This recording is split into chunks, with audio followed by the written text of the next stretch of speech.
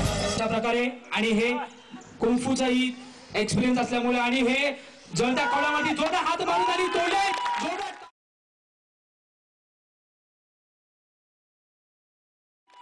टाळ्याने त्यांचं स्वागत करावं। ज्या भारत मातेचा आपण इथे त्यांच्याबद्दल सन्मान करू इच्छितो आणि त्यासाठी आम्ही इथे आलेलो आहोत, त्या भारत मातेला वंदन करून मंचस्थ आपले पुजारीजी, गावडेजी आणि मयेकर ताई यांना सगळ्यांना प्रणाम करून माझा मित्र परिवार, माझे श्रोतागण यांना सगळ्यांना नमस्कार करून आपल्या समोर मी हे सांगू इच्छितो की आजचं भाषण मला हे ठाऊक आहे की महाराष्ट्रीयन जनता इथे मोठ्या प्रमाणावरती जमलेली आहे, पण तरी आजचं हे जे माझं भाषण आहे ते जागतिक पातळीवरती जाणार आहे, म्हणून मी हिंदीवरती आज भाषण तुमच्या समोर करणार। मुझे यहाँ पर आकर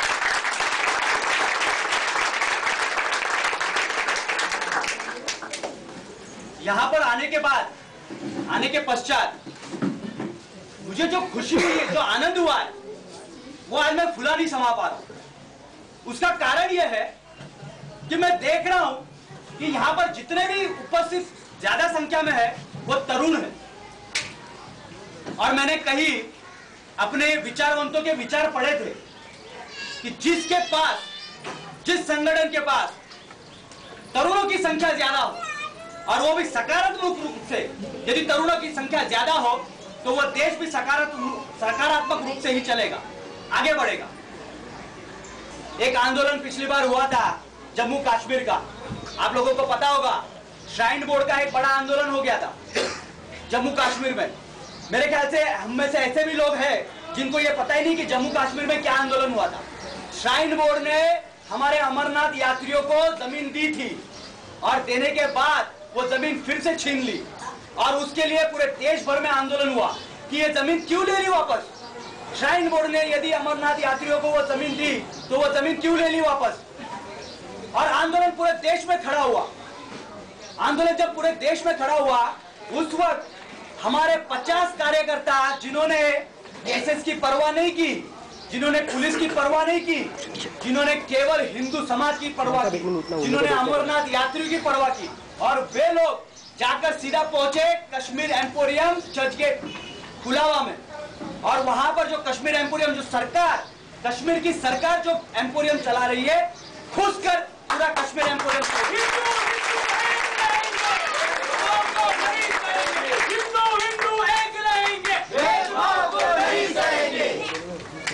कई लोगों को वहां पर कुछ खाओ भी लगे। मुझे भी वहां पर 19 टाके हाथ पे आए। 19 टाके हाथ में आने के बाद भी 3 दिन, 4 दिन, 5 दिन जेल में रहने की तैयारी हमारी। किस लिए? क्या मेरे घर में मेरे माँ बाप मेरे लिए पैसा नहीं कमा रहे? क्या मैं पढ़ा लिखा नहीं हूँ? किस लिए ये सब कर रहे हैं हम लोग? ये हिंदू तरुण बेवकूफ है? क्या है इन लोगों को जरूरत ये सब ध्वजारोहण कार्यक्रम करने की, भगवा ध्वज लगाने की? क्या जज्बा इनमें? कहां से वो प्रेरणा मिलती है? क्यों ये सब कर रहे हैं? ये केवल कर रहे हैं तो भारत माँ के लिए, भारत माता के लिए ये कर रहे हैं। तो छत्रपति शिवाजी महाराज हमारे प्रेरणादायी है, हमारे प्रेरणादायी स्रोत है। आज जिस प्रकार से ये तरुण इतने और ये सब माताएं बहनें यहाँ पर उपस्थित हो, मुझे एक प्रसंग याद आता है और वो प्रसंग मैं आप लोगों के सामने रखना ही चाहूंगा। एक जंगल में आग लग गई थी, और आग लगने के पश्चात उस जंगल के सारे जानवर भागना शुरू कर दिए। शेर भागना शुरू कर दिया, हाथी भागना शुरू कर दिया, चील, कौवे, कुत्ते, बिल्ली, जितने भी जंगली जानवर थे वो सारे भागना शुरू कर दिए। भागने शुरू कर दिए इसलिए क्योंकि वहां पर जंगल में आग लगी थी। एक चिड़िया, नन्ही सी चिड़िया वो आई और उसने देखा कि सारे जंगली जानवर वो भाग रहे, और वो क्यों भाग रहे? तो वो जंगल में आग लग गई इसलिए भाग रहे। वो चिड़िया ने शेर को रोका, सिंह को रोका, लायन को रोका और बोला, अरे राजा, तू तो इस पूरे जंगल का राजा है, और ऐसे विपरीत समय में ऐसे प्रतिकूल परिस्थिति में आपको इस जंगल की रक्षा करनी है, आप क्यों भाग रहे हो? आपने तो वो आग बुझानी चाहिए। वो सिंह ने, वो लायन ने कहा कि कोई आवश्यकता नहीं है, जंगल तो जलकर खाक हो जाएगा, यदि आग बुझाने के लिए हम लोग गए तो हम लोग भी जलकर खाक हो जाएंगे। और वो सिंह भी, शेर भी भागने लग गया। वो जितने जानवर थे वो सारे भागने लग गए। चिड़िया ने हार नहीं मानी। चिड़िया ने क्या किया, पास में नदी पे गई और अपनी बूंद, अपनी चोंच में 2 बूंद पानी उसने उठाया और वो जाकर उसने आग पर डाला।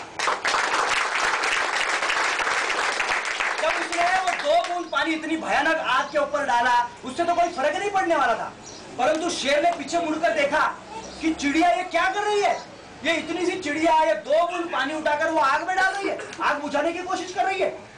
हाथी ने देखा, जितने भी जानवर थे जंगल के, उन सभी ने देखे, और देखने के पश्चात सारे वो नदी पर दौड़े और उन्होंने वो पानी पूरा उठाया और जंगल की आग बुझाने में कामयाब।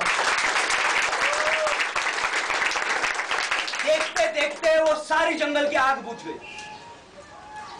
हमारे देश में ऐसी कई बातें हैं जो आप लोगों के सामने मैं रखना चाहूंगा, परंतु समय का अभाव होने के कारण मैं आप लोगों के सामने ज्यादा नहीं बोलूंगा। मेरे शानकार के मेरे मित्र है, इंडियाज गॉट टैलेंट में उन्होंने तो इतनी महारत हासिल की है। मेरे सर है, वो मेरे गुरुजी है, जिनके कारण मैंने कुंफू कराटे सीखे, और उन्होंने तो बहुत ही अपना मतलब इतना कौशल्य उस टैलेंट शो में दिखाया कि वो अतुल्य, अप्रतिम है।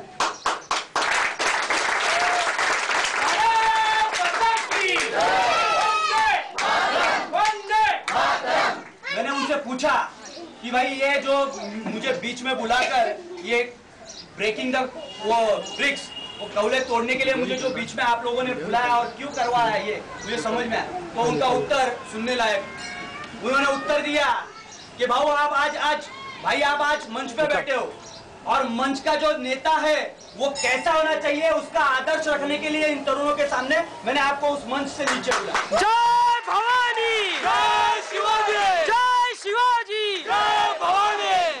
विचारों में तो शक्ति होनी चाहिए। विचार तो हमारे 100 लोगों के सामने, अनेक लोगों के सामने हमने हमारे विचार रखने ही चाहिए, तो ही लोगों को पता चलेगा, तो ही लोग जागरूक होंगे।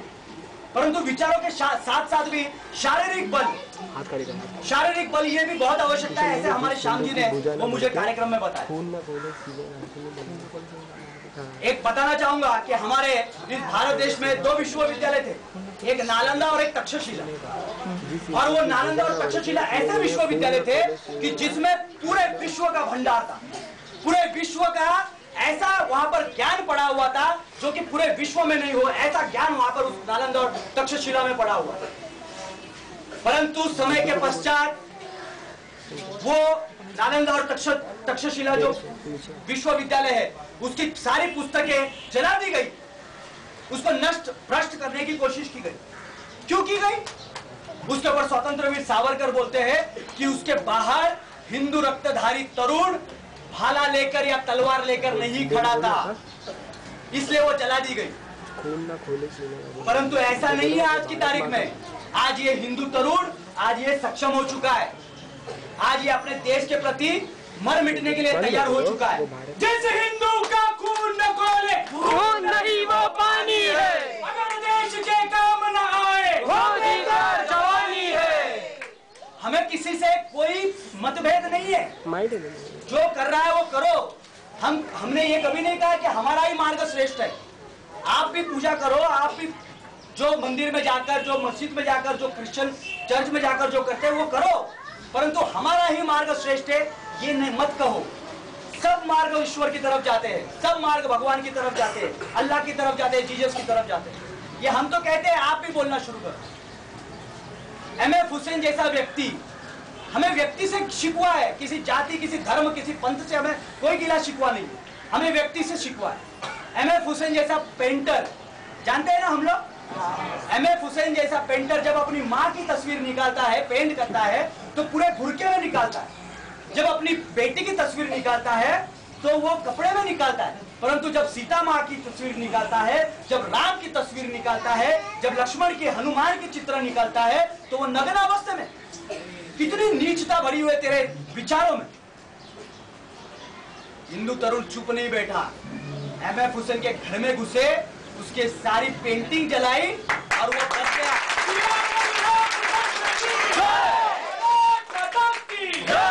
आकर जाकर बैठा है लंदन में, यहाँ पे आने की ताकत नहीं है उसकी, क्योंकि यहाँ पे आएगा तो यहाँ पर सरफिरे हिंदू भी पनप रहे हैं, जी रहे हैं।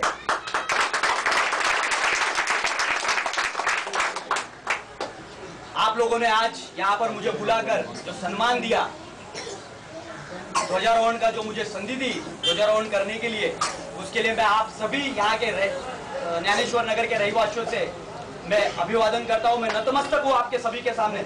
इतना अच्छा आयोजन आप लोगों ने बहुत ही कम समय में किया और इसके लिए मैं सभी का धन्यवाद व्यक्त करता हूँ। जय हिंद, जय महाराष्ट्र।